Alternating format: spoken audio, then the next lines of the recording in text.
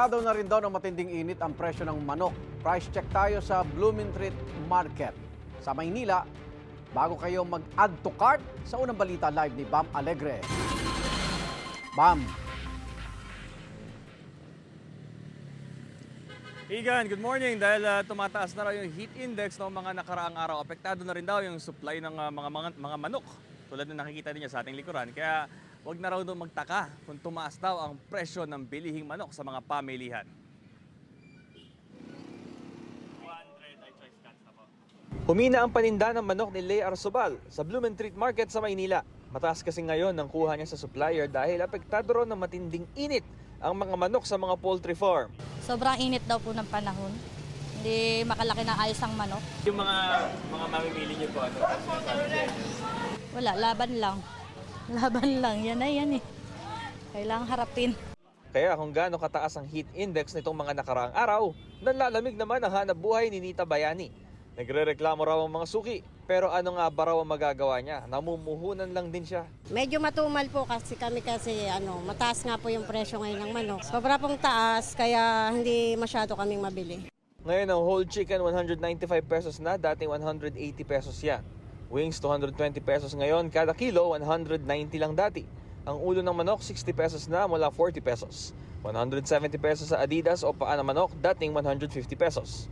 Gayunman, chicken all the way pa rin daw ang ilang mamimili tulad ni Janet Bautista. Mahirap po mag-budget kasi tumataas syempre po yung mga bilihin. Ngayon lang po kaya po ng bulsa eh. Pagka presyo po ng baboy, mahal din. So Igan, ito yung ilan sa mga sample ng mga available na mga manok dito sa Blumentritt Market. Paalala ng mga otoridad sa mga may mga poultry farm para maiwasan na ma-heat stroke ang mga alagang manok. Tiyakin yung ventilation pati yung water supply ng mga alaga. Ito ang unang balita mula rito sa Maynila. Bam Alegre para sa GMA Integrated News. Kanya-kanyang diskarte ang ilang magulang at estudyante para maibsan ng init habang nasa eskwelahan ng mga bata. Ang DepEd, hinikayat ang mga paaralan na mag-adjust muna ng oras ng klase. Live mula sa Quezon City, may unang balita si Bea Pinlac. Bea. Igan, estudyante man o hindi, daing nating lahat ang matinding init nitong mga nakaraang araw. Kaya mga paaralan, hinihikayat ng DepEd na mag-adjust ng class schedule para safe at iwas perwisyo ang pag-aaral ng mga bata. Nagyayelong tubig ang pabaon ni Mang Ramil sa anak niyang grade 4 student sa Kamuning Elementary School. Damang-dama na raw kasi ang epekto ng matinding init, lalo na nitong mga nakaraang araw. Malupit talaga po, kailangan talaga ipahinga po sila muna bago ipapasukin po kasi mahirap po. Grabing init, sakit sa balat. Hindi makapukas kasi sobrang init ka po sa loob ng kwarto. Kaya sabi, Papa, pabaonan mo ko ng tubig, sobrang init po. Ang ilan pang magulang na nakausap natin, daing din ang epekto ng init sa mga estudyante. Hindi lang sa kalusugan nila, kundi pati na rin sa focus nila sa pag-aaral. Sobrang init, grabe pag mahilo ka talaga sa sobrang init ngayon. At saka yung mga bata, kawawa naman. Hindi po nakakapag-focus yung pag-aaral dahil sa sobrang init po ngayon. Hinihikayat ngayon ng DepEd ang mga eskwelahan na mag-adjust ng class hours. Morning session na mula 6 a.m. hanggang 10 a.m. at afternoon session na mula 2 p.m. hanggang 6 p.m.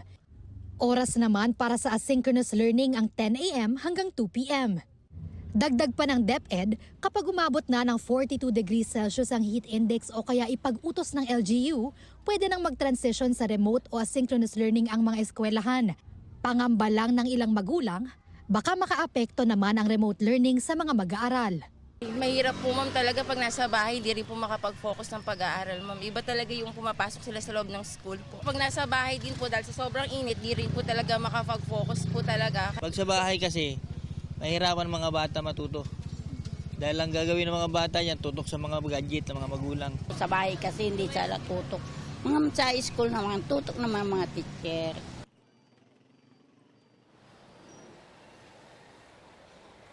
Igan, ayon sa ilang magulang na nakausap natin, mahalaga ang pag-aaral pero dapat din daw aralin ng DepEd kung paano matututo ang mga bata ngayon na napaka-init na ng panahon. At yan ang unang balita mula rito sa Quezon City.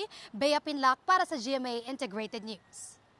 Para talakayin iba't ibang issue sa bansa ngayon, panahin po natin si Palace Press Officer Undersecretary Claire Castro. Jose Castro, magandang umaga po. Yes, good morning. Good morning sa lahat na nanonood sa inyo. Opo, unahin natin, mainit na panahon. Paano po paghahandaan yung epekto ng mainit na panahon sa agrikultura, sa supply ng pagkain? Ngayong eto sa manok, nagresulta na ng 30 pesos na pagtaas sa kanilang presyo. Actually, kahapon, Iga, nagkaroon kami ng pakikipagpulong kay Secretary Laurel sa DA. At napag-usapan nila yan dahil nagkakaroon talaga ng heat stress, lalo na sa mga animals. Ang sabi sa atin ay karaniwan na po, lalo na yung mga may big farms, no? Na alam na nila paano ito paghandaan, pero of course, nandun pa rin po ang ating pagtulong.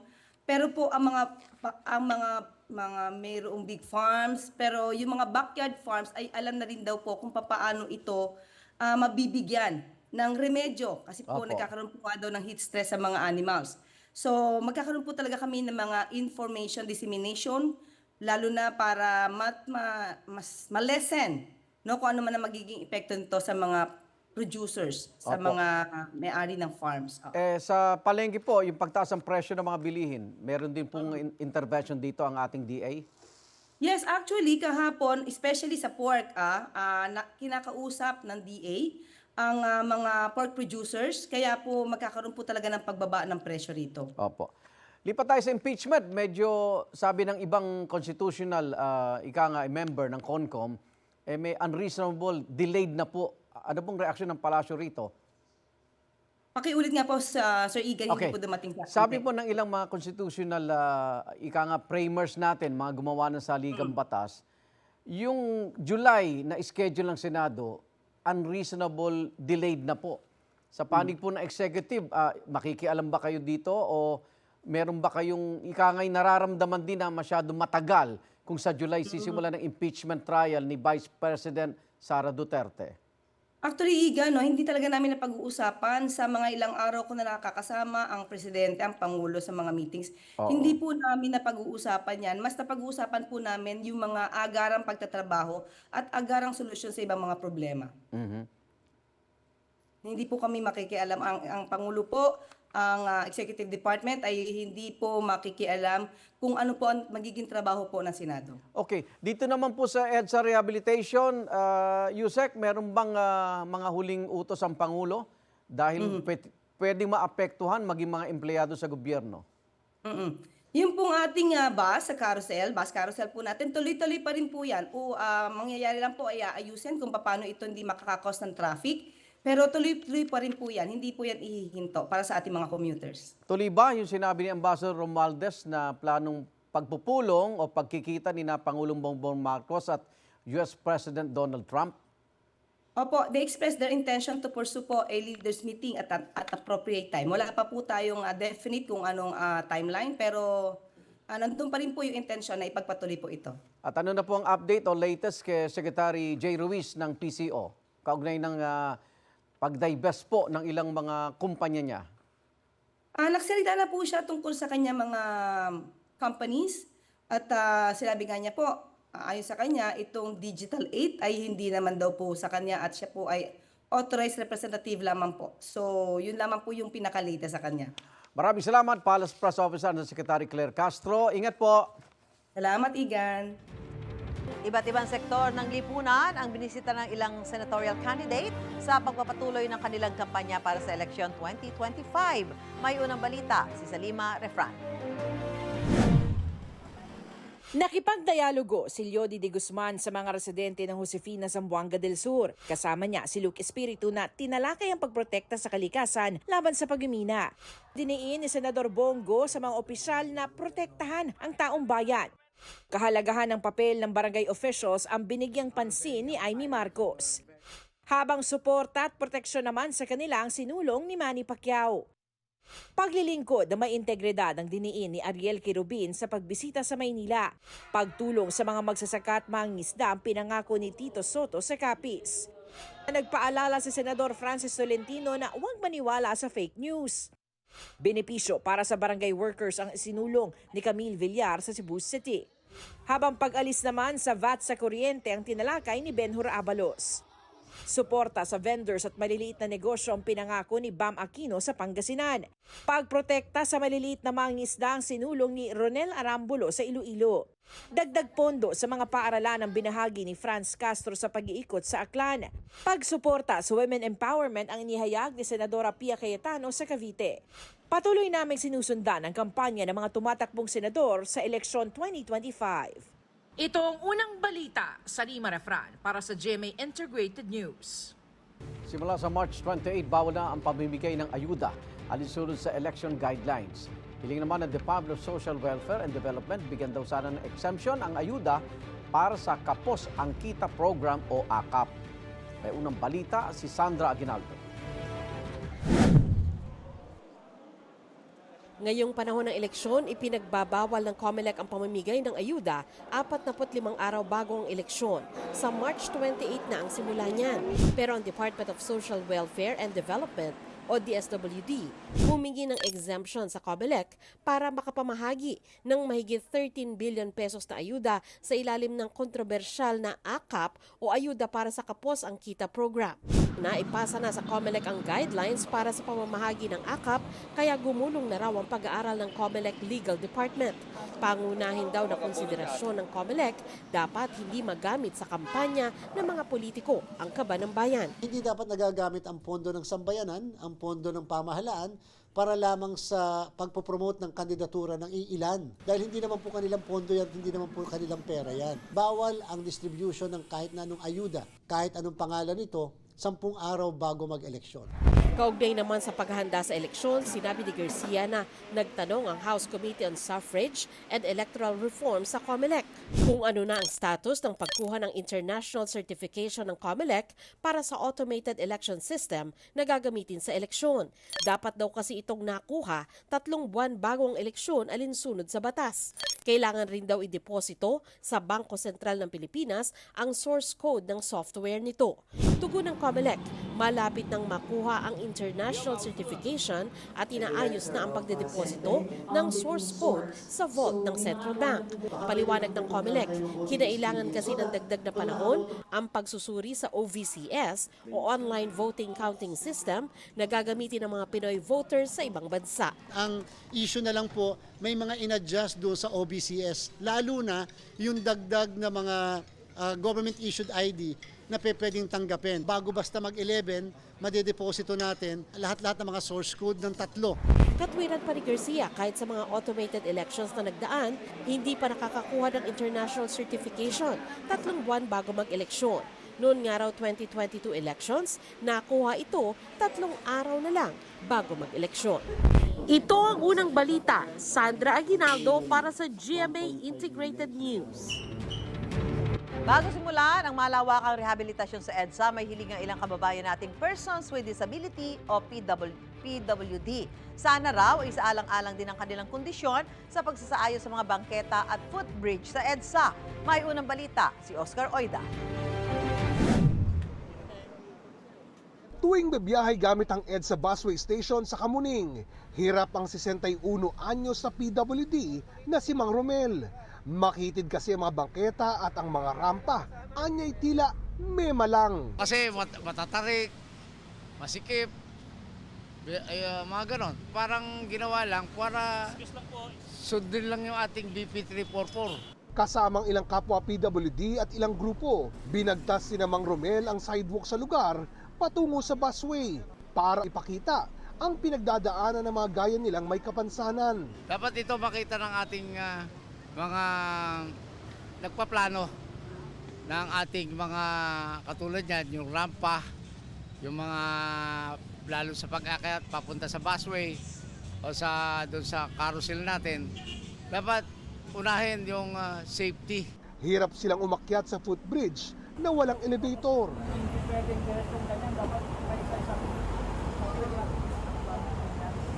Buti nga siya, nakapanik pa. Si Mang Romel sumubok pero hindi kinaya. Madalas umaasa siya sa malasakit ng kapwa. Pag nakitang hindi ako makakakyat, tinutulungan ako, bubuhati, pero nakakatakot, dapat nakakaalam. alam niya i-handle ang isang wheelchair user. Sana yung mga ganitong overpass, meron pong elevator o kaya pag doon sa bandang taas na doon, meron pong walkathon para po hindi po kami mahirapan na PWD. Hiling ng bago nilang grupong Partnership for Inclusion, Accessibility and Safety in EDSA o PIASE. Dahil i-rehab ang EDSA ay makasama po sana kami sa kukonsultahin. Nang hinga namin ng pahayag, wala pang transportation official na available na humarap sa amin. Pero nitong manakarang araw ay napuna na rin ni Transportation Secretary Vince Dizon ang mga hindi gumaganang elevator sa busway. Sabi niya, pag-aaralan ng pagsasapribado ng carousel para maayos ang operasyon nito. Ito ang unang balita, Oscar Oida para sa GMA Integrated News. Tagumpay ang latest na rotation at reprovisioning mission para sa mga sundalong nasa Ayungin Shoal sa West Philippine Sea. Ayon sa Armed Forces of the Philippines, nahatiran ng supplies ng MV Lapu-Lapu ang BRP Sierra Madre nang walang untoward incident o harassment mula sa China. Sabi ng Armed Forces of the Philippines, may mga namataang barko ng China sa lugar pero hindi nakialam ang mga ito. Mula noong July 2024, ito na raw ang ika-6 na RORE mission sa BRP Sierra Madre na hindi hinarang ng China. Pusod ito ng pansamantalang kasunduan ng Pilipinas at China para hindi na maulit ang panggigipit sa Ayungin Shoal noong June 17, 2024.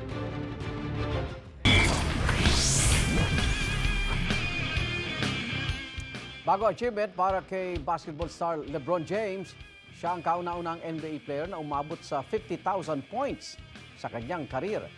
Para yan sa regular season at playoffs. Dalampasan niya, laban po yan sa Los Angeles Lakers kontra sa New Orleans Pelicans nitong Martes. Especially daw kay LeBron, lalo't kalaro niya ang pinakamagagaling sa buong mundo. Noong 2023, nakuha niya rin ang all-time scoring record sa regular season.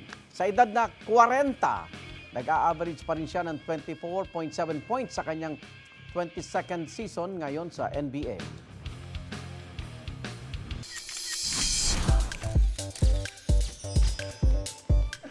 Nasorpresa sa dami ng laruan ang uniko iho ng sparkle couple na sina Rocco Nacino at Melissa Goheng. Kakit ba? Enjoy si Easy habang kinukuha ang stuffed toys na bigay ng mommy at daddy niya. Napanalunan pala niya yan ni Rocco sa claw machines. Ipinakita ni Rocco kung paano niya nakuha ng isa-isa ang plushies. Hirit ng Kapuso actor, pwede na raw ba siyang tawagin na claw machine master? Samantalang racing ang independent daughter naman si Prinsesa Tan City Jail star Beauty Gonzalez at hubby na si Norman Crisologo. Sa video na posted sa page ni Beauty, spotted ang anak nilang si Olivia na nagbabanlaw ng mga labada. Biro sa caption, Cinder Olivia on duty.